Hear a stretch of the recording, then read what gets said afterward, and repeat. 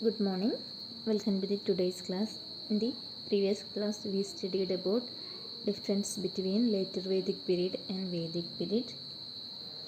Today we are going to study about megaliths. Megaliths are big stones of different shape placed over graves in ancient Tamilakam. Megaliths are big stones of different shapes placed over graves in ancient Tamilakam. Remnants of iron tools and implements, earthenware, grains, and other objects used during that period have been found in such graves. Observe the picture. These are the tools and weapons used during the megalithic age. These megaliths are evidences of the human life in ancient Tamilakam. Hence, the period is known as the megalithic age. Megaliths are big stones of different shape placed over graves in ancient Tamilakam. These megaliths are evidences of the human life in ancient Tamilakam. Hence, the period is known as megalithic age. The major sources on the life of the people in ancient Tamilakam are the megaliths and the Paranthamish Pattukal, ancient Tamil song. The latter are also known as Sangam literature. Which are the major sources on the life of the people in ancient Tamilakam? Paranthamil Pattukal and megaliths. The latter are also known as Sangam literature.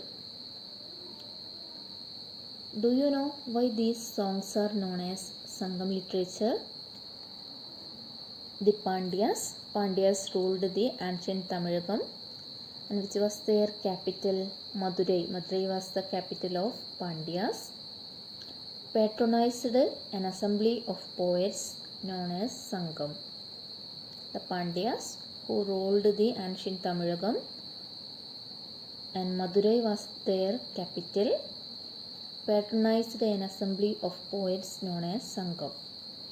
The important works included in the Sangam literature are Pattupaattu, Padittupaattu, Akananuru and Purananuru.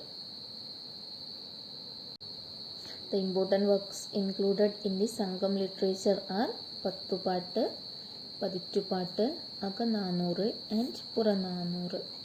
The ancient Tamilakam was ruled by the dynasties called the Cheras, Cholas and Pandyas, collectively known as Moovendars.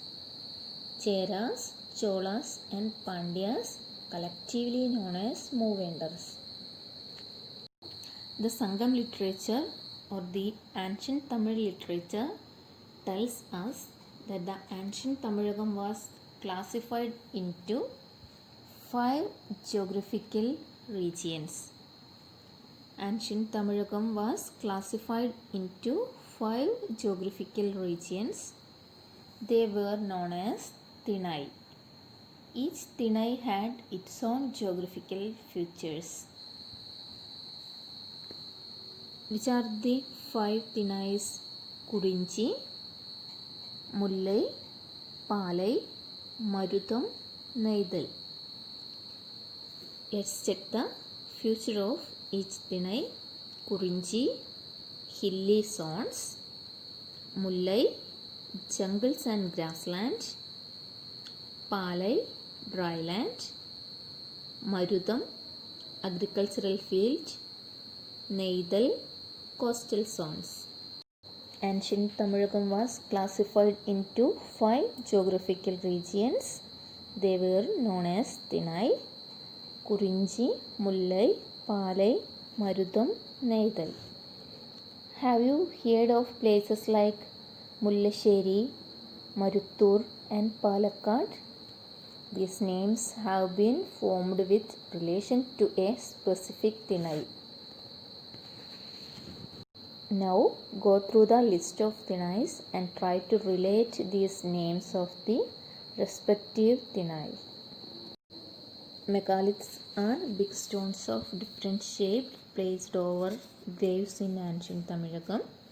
These megaliths are evidences of the human life in ancient Tamilakam. Hence, the period is known as Megalithic Age. The major sources on the life of people in ancient Tamilakam are the megaliths and Padantamil Pattukal. The latter are also known as Sangam literature. And which is the capital of Pandyas, Madurai. Cheras, Cholas and Pandyas collectively known as Moovendars, and study the name of 5 Tinais.